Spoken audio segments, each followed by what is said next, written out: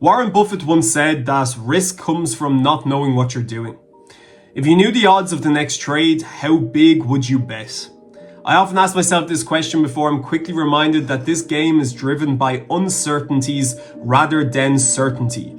Thus, we should not always just focus on what is certain, but we should also shift our focus to managing what is uncertain, just like the outcome of your next trade. As humans, risk-taking, boldness, pushing boundaries, all of these different factors and characteristics are some of the most common traits found across all human beings. But why do we seek risk at all? In its simplest form, we crave the thrill because the thrill brings dopamine, a chemical that is as addictive as cocaine or sex. One that can control or dictate our every move. One that can ruin our lives, pushing us to crave things that do not benefit us. Or we can channel it to build projects we are passionate about. See, risk is everywhere. Some would say that if you aren't taking risks, then you are not living. Others would say that the most successful people in the world are the most reckless risk takers who bet bigger than everyone else.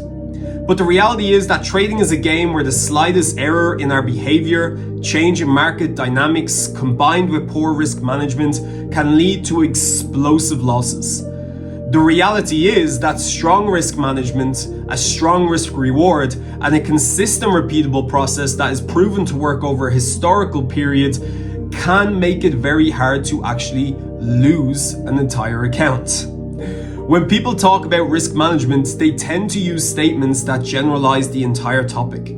They used fixed terms and ideologies when the reality is there is nothing fixed in this game. The standard example is they tell you to risk 1% per trade. But does that make sense for everyone? Does that not depend on the strategy, the trader's risk tolerance, the trader's own experience, the strategy's win rate, and many other different factors and ratios that we can bring into play for measuring a profitable system overall and a trader's performance? I would argue that these factors play a core component in determining the ideal risk any trader should be taking on any given trading setup. There are many ways to train, there are many ways to throw a ball, run a mile, or learn a new skill. And like trading, there are many ways to vary your risk across multiple different strategies that are available to us. Risk tolerance is something that people do not talk enough about. Traders are always talking about the flow state of mind. It's a period where you're executing flawlessly, trading your plan like it's a walk in the park, and you basically feel like you are operating on your full potential. Almost like your God-given potential has finally been released. For the majority, this feeling is usually short-lived and usually ends due to a minor hiccup or change in their behavior, routine, or strategy. In my opinion, people underestimate the impact that risk tolerance has on the ability to tap into our flow state of mind. This can be easily monitored by analyzing the characteristics of different traders and their behaviors. The characteristics of a trader who risks too much is one who hesitates, has emotions like fear, they're nervous and irrational, and close trades, early to mellow out the emotions they are feeling so they can just simply take back control. The characteristics of a trader who risks too little is one that does not care about the next result. They have so much acceptance of the risk they took that they do not care to even follow their plan, usually resulting in trading movement and not opportunity that has statistical edge.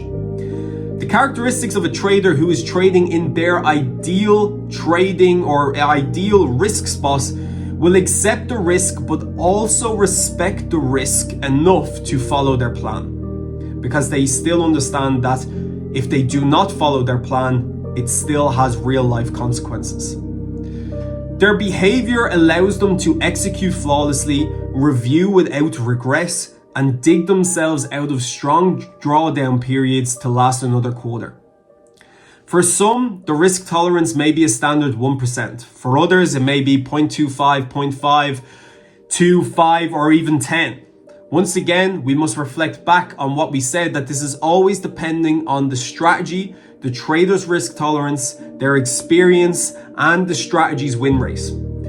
And obviously then some other variables that we can use to measure the trader's performance over a long period of time. Something else I want to talk about when it comes to risk management and also a little bit of trade management is the process of taking partials. Is it a good or bad thing to take partials? Once again, this is depending on the strategy, the trader's risk tolerance, the trader's experience, the strategy's win rate, and many other ratios that come into play to help us determine if that is a profitable strategy and method of doing things. But I would argue that 90% of traders are taking partials and not doing it correctly. Mathematically, how can the risk reward play out to its full potential when the majority of traders are taking partials while they're in profit, but never when the trade is in drawdown? You must have reasoning for taking partials other than feeling uncomfortable. Otherwise, this will eat into your profit potential and potentially take a winning system and ruin it. The point of this article was to educate you on the basics of risk management. Or the point of this video was to educate you on the basics of risk management. To help you understand that risk is not something that is fixed. To help you find the flow state by finding your ideal risk tolerance.